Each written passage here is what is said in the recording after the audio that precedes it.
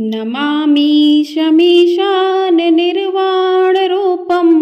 विभुवं व्यापकं ब्रह्मवेदस्वरूपं निजं निर्गुणं निर्विकल्पं निरीहं चिदाकाशमाकाशवासं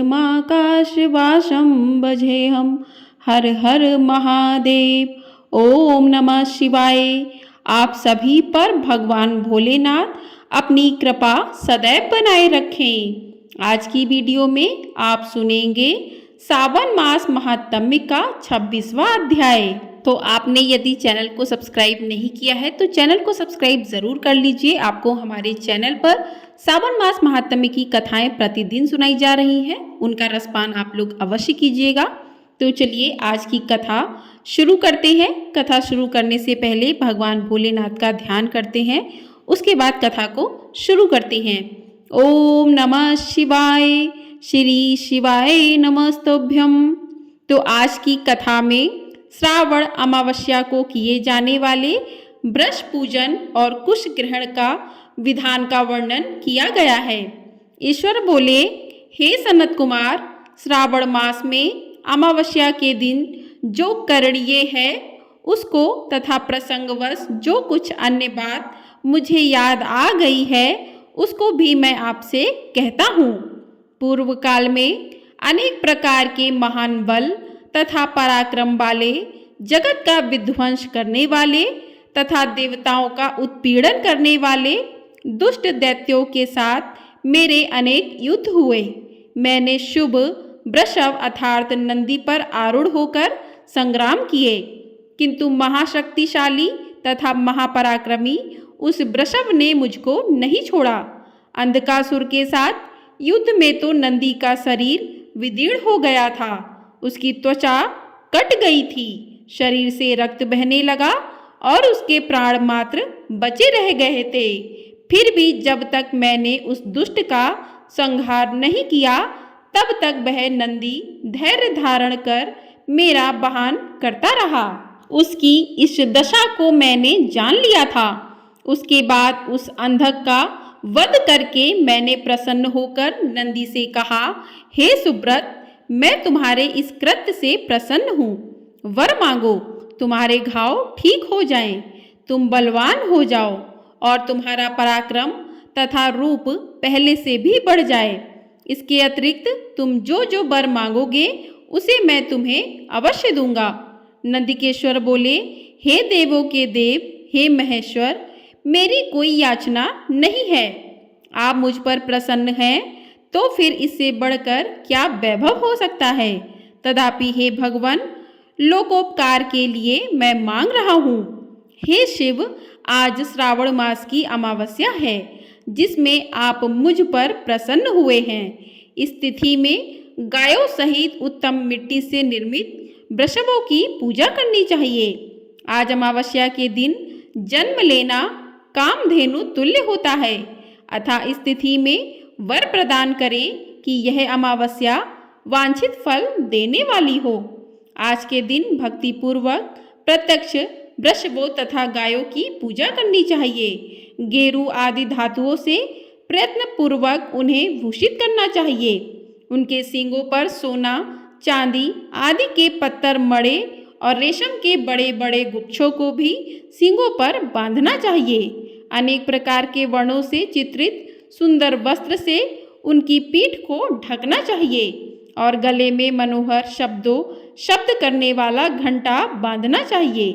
सूर्योदय से लगभग 4 घड़ी बीतने पर गायों को ग्राम से बाहर ले जाकर पुनः साय बेला में ग्राम में प्रवेश कराएं।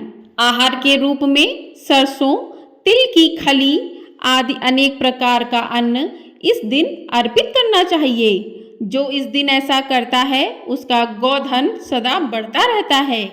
जिस घर में गाय ना हो वह शमशान के समान होता है। पंचामृत तथा पंचगव्य दूध के बिना नहीं बनते हैं। गोबर से लेप किए बिना घर पवित्र नहीं होता। हे सुरोत्तम, जहाँ गौमूत्र से छिड़काव नहीं होता वहाँ चींटी आदि जंतुओं का उपद्रव विद्यमान रहता है।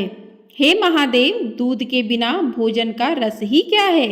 हे प्रभु, यदि आप मेरे ऊपर प्रसन्न हैं तो इन वरों को अथवा अन्य वरों को भी मुझे प्रदान कीजिए। हे सनत कुमार, तब नंदी का यह वचन सुनकर मैं बहुत प्रसन्न हुआ। मैंने कहा, हे वृष श्रेष्ठ, जो तुमने मांगा है सब हो जाए। हे नंदिन, इस दिन का जो अन्य नाम है उसे भी सुनो।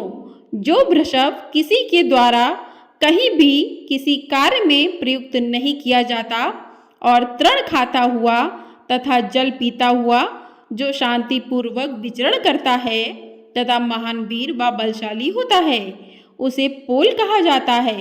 अतः हे नंदिन, उसी के नाम से यह दिन पोला नाम वाला होगा। इस दिन अपने इष्ट बंधुओं के साथ महान उत्सव करना चाहिए। हे वत्स, मैंने उस दिन ये श्रेष्ठ वर प्रदान किए थे। अतः लोगों के द्वारा इस श्रेष्ठ दिन को पोला नाम वाला कहा गया है। इस दिन सभी कामनाओं को पूर्ण करने वाला वृषभों का महान उत्सव करना चाहिए। इसके साथ ही अब मैं इस तिथि में किए जाने वाले कुश ग्रहण का वर्णन करूंगा। श्रावण मास की अमावस्या के दिन पवित्र होकर कुशों को उखाड़ लाएं।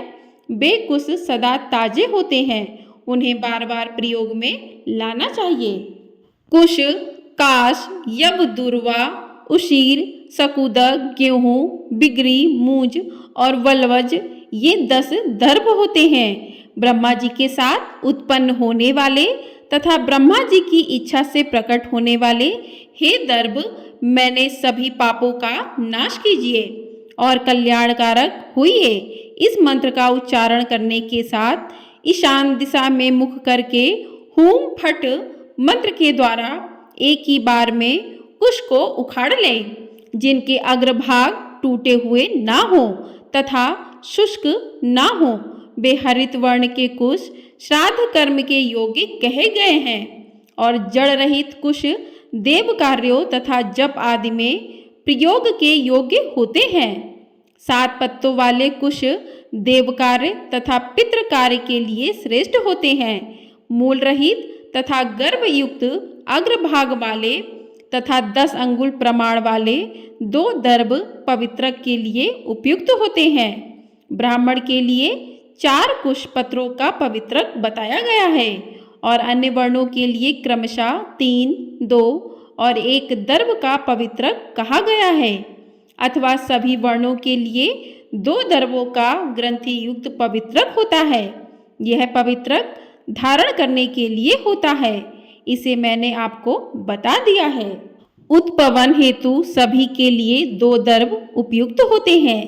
50 दर्भों से ब्रह्मा और 25 दर्भों से विष्टर बनाना चाहिए।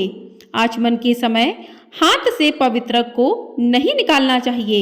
विकिर के लिए पिंड देने तथा अग्नोकरण करने के साथ और पाद देने के पश्चात पवित्रक का त्याग कर देना चाहिए। दर्भ के समान पुण्यप्रद, पवित्र और पार पापनाशक कुछ भी नहीं है।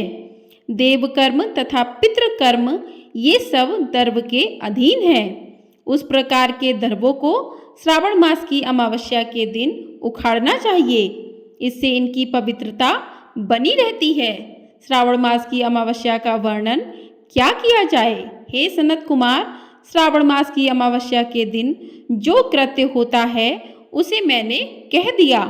श्रावण मास में और भी जो करणीय है उसे भी मैं आपसे कहता हूँ। बोली भगवान भोलेनाथ की जय।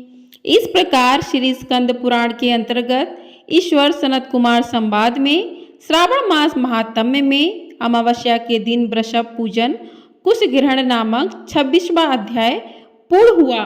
बोली भगवान शंकर की जय। इसके आगे की कथा अगले अध्याय में सुनने के लिए मिलेगी, तो चैनल को सब्सक्राइब जरूर कर लीजिएगा, जिससे आपको प्रत्येक दिन की कथा का रसपान कर सके। और वीडियो पसंद आई हो तो वीडियो को लाइक ज़रूर कीजिएगा और ज़्यादा से ज़्यादा लोगों में शेयर कीजिएगा। आपको हमारे चैनल पर प्रत्येक दिन की कथाएं सुनाई जा रही हैं और जो भी व्रत त्यौहार आने वाले हैं उनकी कथाएं भी सुनने को मिलेंगी। पूजा के शुभ मुहूर्त के बारे में जानकारी भी मिलेगी। तो चैनल को सब्सक्राइब करके ढेर सारा अपना प्यार अवश्य दीजिएगा। आप सभी पर भगवान भोलेनाथ अपनी कृपा दृष्टि सदैव ही बनाए रखें। सावन का बहुत ही पावन महीना है। इस महीने में जो भी भक्त सच्चे मन से भगवान शंकर का पूजन करते हैं, उनको जल अर्पित करते हैं, उनका अभिषेक करते हैं, तो उन भक्तों की भगवान भोलेनाथ सभी मनोकामनाएं पूर्ण करते हैं। बोलिए हर हर महादेव। ओम नमः शिवाय।